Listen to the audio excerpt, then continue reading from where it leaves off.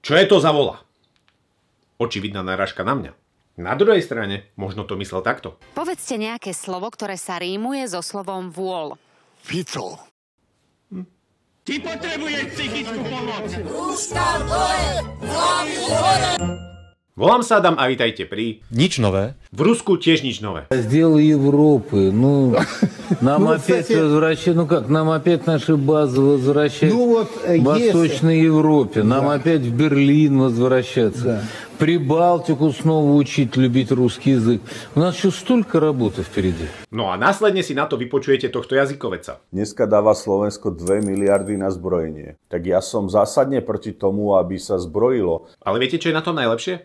On sa rozpráva sám so sebou. Ono to iba vyzerá, že má dialog. Jedna vec je vyrobiť zbranie a druhá vec, či tá zbuznateľa západná Európa vie vôbec chytiť samopal. Keď som rozdrbal ten semafor, absolútne som netušil, kde mi vypadol ten sub. Videl som iba svetelka a hviezdičky. Šiel som domov, ráno som sa zobudil a to bolo všetko, čo si pamätám. Trump ruší ministerstvo školstva v USA. Poviem vám, neviem ako veľmi je to opodstatnené, ale pozrite sa, že v akom prostredí podpísal ten dekret.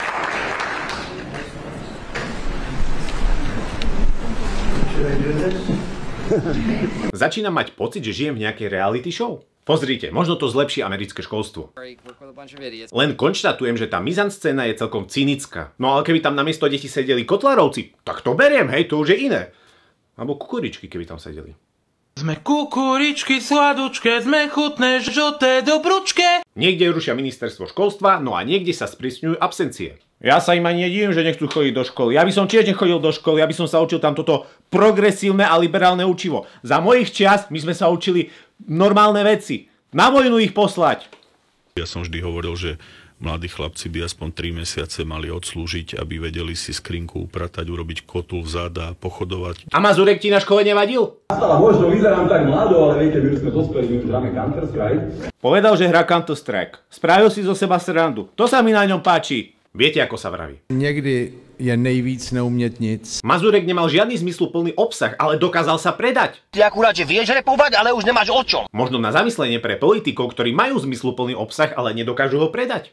A vy dobre viete, že sme majstri v populizme, keď teda chceme byť. Viac takých ľudí do politiky, čo hrajú hry. Nepoznáš takého? Well, of course I know him. He's me.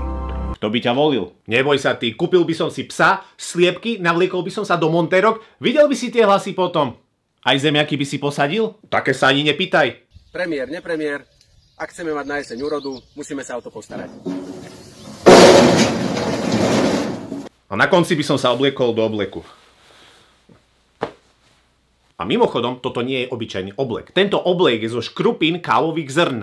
Policajné polokošele zo škrupín kávových zrn. Čo nakupuje Šutaj eštok za 70 miliónov? Z prvej ma hneď napadlo. Wow, akú máš peknú košeľu. Odkiaľ ju máš? Štiba, ďakujem za pochvalu. To by bolo aspoň vtipné, no ak si prečítate ten článok, tak nadobudnete pocit, že niekto sa snaží ušiť zákazku na mieru pre nejakú konkrétnu firmu, no a to už nie je vtipné. Choďte sa všetkých tých uniformovaných policajtov, hasičov, záchranárov opýtať, či vy im dáte tričko. Osobne si myslím, že miesto kavy by mohli radšej použiť kukuricu, čo sa týka aktuálnych nálad spoločnosti. Pán Kotlár, tú kukuricu chcete? Ako som spomínal, že mám pocit, že žijeme v reality show, tak toto ma v tom iba utvrdzuje. Komunikujeme aj s bývalým prezidentom Barackom Obamom. Čiže už aj Barack Obama? Odkedy s ním spolupracujete?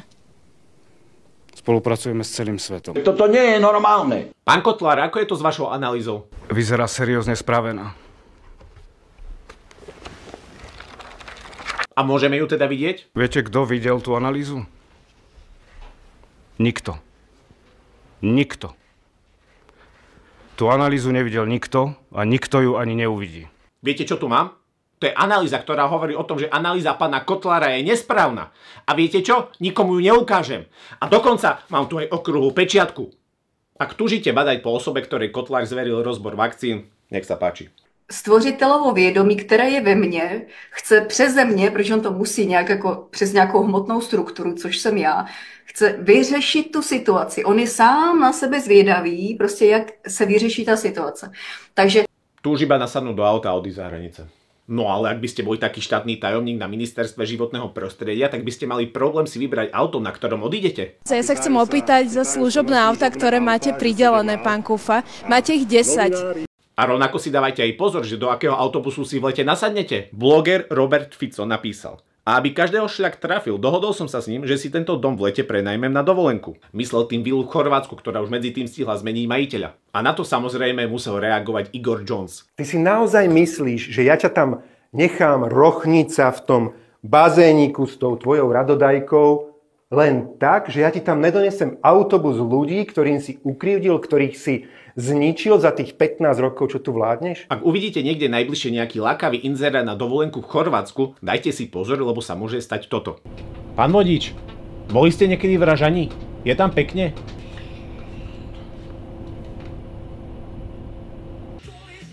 A teraz je to už na vás. Ak by vám bolo počas cesty zle, tak si dáte Kinedril. Pán poslanec si dal Kinedril. Miesta rozdané, kríza zažehnaná, otázkou je len, že dokedy? Pán Migaľ sa stal ministrom. Tak tam bolo zrejme z mimiky a prejavu prezidenta, ako ťažko to prehltáva aj on. Samozrejme, že Migaľovcom o miesta nešlo, to aby ste si nemysleli. Tí, čo chceli funkcie, ich dostali a naše cesty sa rozišli presne na takýchto hodnotových otázkach. Počkaj, to len my sme si to zle vysvetlili. A pán Kaliňák povedal, no, tak keď už tak viete kritizovať, tak ukážte, že to viete robiť inač. Že viete robiť tú reálnu politiku a nielen sľuby, ale reálne pre ľudí. A my sme sa zamysleli a sme prijali túto výzvu. Presne tak to bolo. A vy ich haníte. Teraz si trošku uletím. Alebo trošku viac uletím. Niečo mi na tom pánovi nehrá. Brní mě ocas. Ocas. Počkat. Cože tě brní? Když se mi něco nezdá, brní mě ocásek. Už len tými okuliarmi vyžaruje taký Dahmer vibe. Všimnite si, ako sa pokutne z bankára, o ktorom nikto nikdy nič nepočul, stal štátny tajomník. Tento pán hrá svoju vlastnú hru. Je dosť chytrý na to, aby sa nestal ministrom, ale ostal iba v pozadí ako tajomník. Pretože on dobre tuší, že na Migaľovi si za chvíľu zgusnú. Tak môjim návrhom bolo, aby na pozíciu ministra išiel pán Migaľ a ja veľmi rád pomôžem ako prvý štátny tajomník. Šalitroš je človek, ktorý svojej bývalej strane požičal 200 000 eur. Podľa článku bol dokonca aj najväčší prezidentov darca počas kampane. Ďalšie informácie sú aj za platovnou branou. And the article cuts off. It's $1.99 to finish the article. Pohoda. Po vyhodení z Hlasu poslanec Radomír Šalitroš prezradil, že daroval peniaze na kampaň Petra Pellegriniho. Tvrdil, že bol asi najväčším darcom. Prezident dodnes nezverejnil, od koho mal 500 000 eur na kampaň. A Šalitroš je jeho prvým verejne známym darcom. Kto sa vyjadrí o svojom kolegovi takto? Čistý človek, taká čistá duša, ktorý to úprimne myslí dobre so Slovenskom. Takto ja ho vnímam. Dobre vedel, že to podraždí ľudí, no napriek tomu to povedal. Snaží sa spraviť z Migaľa takého Kaiser Soze. Kaiser Soze tam, Kaiser Soze sem. Migaľ je hlavný terč, pričom on je stále v pozadí. Títo dvaja sú ako títo dvaja. No najväčší dôvod, prečo mi z pána Šalitroša brní ocas, je tento dôvod. My sme aj minule sa stretávali, aj pán Migaľ a pán Ferenčák v Prešove, v jednej reštaurácii, tam na nás pokrikovali a hovorili rôzne hanlivé slova. A hneď vedľa v inej reštaurácii, keď sme sa premiestnili, tak nás ľudia objímali a vyjadrovali podporu, že sú radi, ako za nich bojujeme. Ak by som sa šiel nájsť do jednej reštaurácie, prečo by som sa potom hneď presúval najedený do ďalšej reštaurácie? Veľmi dobre, to sa mi páčilo. Uvidíte, ako to dopadne. Jeden ostane potopený a druhý odíde. Nejlepší trik, který ďábel kdy předvedl, bylo přesvědčit svět, že neexistuje. A pak